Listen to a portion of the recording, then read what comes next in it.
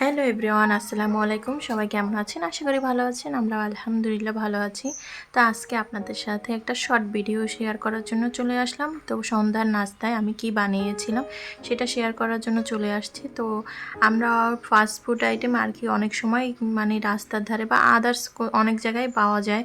সেটা হচ্ছে বটের যে একটা বড়া পাওয়া যায়, সেটা বানাবো আজকে আর কি। তো সেই জন্য সব কিছু নিয়ে নিয়েছি। এখানে নিয়েছি ভেষণ, হলুদ, মরিচ, তারপর লবণ, পেঁয়াজ, তার ভেষণ, যা যা লাগে। কর্নফ্লাওয়ারও নিয়েছিলাম, আর এখানে নিয়েছি ডাল বাটা। আর এই তো ভুড়িটা কিন্তু আমি আগেই রান্না করে নিয়েছি, দেখতেই পাচ্ছেন। আমি সাথে কিন্তু ম্যাজিক মশলাটা ইউজ করব। ম্যাজিক মশলাটা ইউজ করলে কিন্তু এখানে স্বাদ কিন্তু দ্বিগুণ হয়ে যায়। তো কে কে এভাবে বানিয়ে খেয়েছেন অবশ্যই কমেন্ট করে জানাবেন। আর আমার হাজব্যান্ডের খুব পছন্দ, তা আমি সেই অনুযায়ী বানাচ্ছি। সে বারবার বলছিল যে আজকে বানাও, তো আজকে বানানোর জন্য চলে আসছি। তো ডালের মধ্যে আমি এখানে পেঁয়াজ আর আলু কুচিটা দিয়ে দিয়েছি, ভেষণ দিয়ে দিচ্ছি। একে একে যতগুলো আইটেম আছে সবগুলো আমি দিয়ে দেবো। আমি কিন্তু এখানে একটু কর্নফ্লাওয়ার ইউজ করছি যাতে একটু মুচমুচে হয়, ভালো লাগবে খেতে। তো হলুদ, মরিচ, লবণ যা যা ছিল সব কিছু আমি এখানে দিয়ে দিয়েছি। এখন আমি সুন্দর করে কিন্তু মেখে নেব। তো আলতো হাতে আমি সুন্দরভাবে মেখে নিচ্ছি। এটা মাখানোর পরে কিন্তু আমি এখানে ভুঁড়িটা অ্যাড করব। তো আগে ভালোভাবে মিক্স করে নিচ্ছিলাম। তো এরকম কে কে খেয়েছেন অবশ্যই কমেন্ট করে জানাবেন। আর যদি না খেয়ে থাকেন আপনারা অবশ্যই বাসায় ট্রাই করবেন। তো আমাদের চৌমাথার এখানে কিন্তু আগে মানে প্রথম যখন এগুলো বিক্রি করা শুরু হয়েছে, বটের যে চপটা, ওটা ফার্স্টে যখন বিক্রি করা শুরু হয়েছে তখন কিন্তু অনেকটা বট পাওয়া যেত, কিন্তু তারপরে আর ওরকমভাবে মানে বিক্রি করছে, শুধু আলু দিয়েই পাওয়া যায়। তো আমি ভাবলাম একটু বেশি করে বট দিয়ে বাসায় আজকে বানিয়ে ফেলি। তো এখানে কিন্তু আমি একটু সয়া সসও ইউজ করেছি টেস্টটা ভালো আসার জন্য। তো পুরো বটটা আমি দিয়ে দিয়েছিলাম আর অল্প একটু রেখেছিলাম।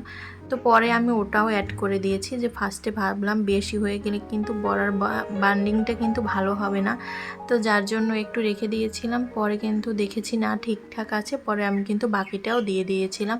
তো এখানে এই যে ম্যাজিক মশলাটা আমি ইউজ করছি, তো সুন্দরভাবে ম্যাজিক মশলাটা দিয়ে আমি আবার মেখে নেব। তো ম্যাজিক মশলাটা দিলে কিন্তু যে কোনো খাবারই কিন্তু টেস্ট আর কি বেড়ে যায়। তো আমি সুন্দরভাবে এই তো দেখতেই পাচ্ছেন মেখে নিচ্ছি। তো মেখে দেন আমি এটা তেলের উপরে ভাজবো। আর অল্প আছে ভাজতে হবে, তা না হলে কিন্তু ভিতরটা আর কি আলু, এই যে পেঁয়াজ, এটা কিন্তু সেদ্ধ হবে না, উপরটা কিন্তু ভাজা হয়ে যাবে। তো আমি সেই অনুযায়ী তেল দিয়ে আগে তেলটা গরম করে নিয়ে তারপর ভাজবো। তো আমার মাখা হয়ে গেছে সুন্দরভাবে। এখন আমি কড়াই বসিয়ে দিয়েছি, এখন কড়াইতে তেল দিয়ে দিব, তারপর আমি এটা ভেজে নেব।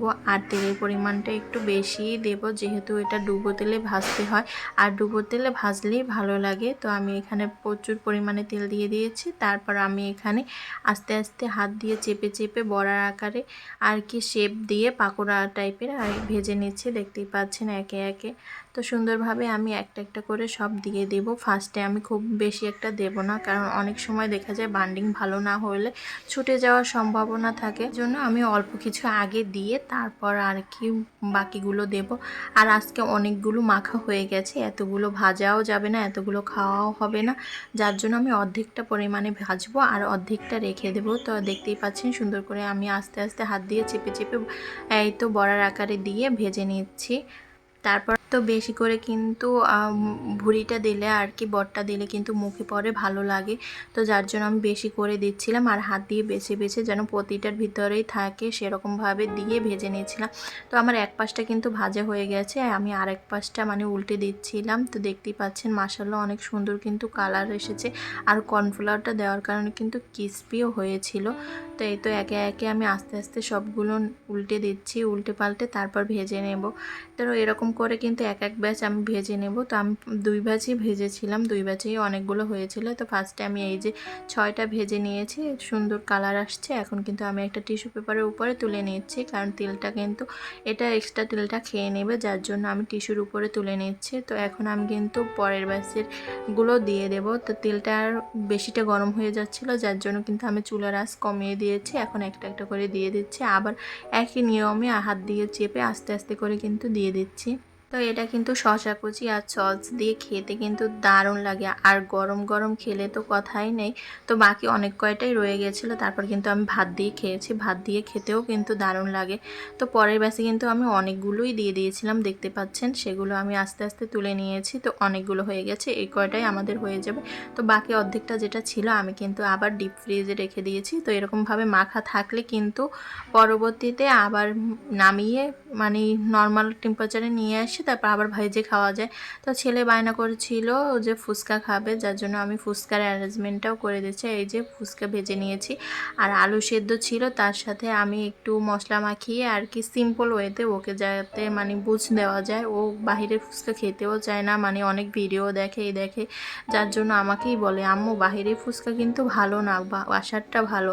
তো ছেলে যেহেতু বলনি আর সে বোঝে, যার জন্য আমি এই তো বাসায় এই ফুচকা ভেজে দিচ্ছি আর সব কিছু গুছগাছ করে নিয়ে তারপর আমরা একসাথে খাবো। আর এই তো দেখতেই পাচ্ছেন আমি কিন্তু ভর্তাটা করে নিয়েছি আর একটা টক বানিয়ে নিয়েছি। টকটা কিন্তু সিম্পলভাবে বানিয়েছি একদম, আর কি একটু তেঁতুল ভিজিয়ে তারপর তার মধ্যে একটু চিনি দিয়েছি, লবণ দিয়েছি, আর এই আর ম্যাজিক মশলা থেকে একটু মশলা দিয়েছি, আর শসা কুচি করে নিয়েছি। আর এই যে আমি এখানে ডিম সেদ্ধ করে নিয়েছি, এখন ডিম সেদ্ধটা এখান থেকে কিছুটা উপরে মানে ভর্তার উপরে ছিটিয়ে দিচ্ছি আর কিছুটা রেখে দিচ্ছি, যখন ওকে কোটিং করে দেবো আর কি ফুচকার ভিতরে, তারপর উপর দিয়ে ছিটিয়ে দেবো। আর ফুচকাগুলো আমি ভেজে নিয়েছি, আর দেখতেই পাচ্ছেন এই যে পাকোড়াগুলো কিন্তু মাশাআল্লাহ অনেক মজা হয়েছিল। এই সব কিছু ভাজা হয়ে গেছে। এই ছিল আমাদের আজকের নাস্তা। সবাই ভালো থাকবেন, সুস্থ থাকবেন, আল্লাহ হাফেজ।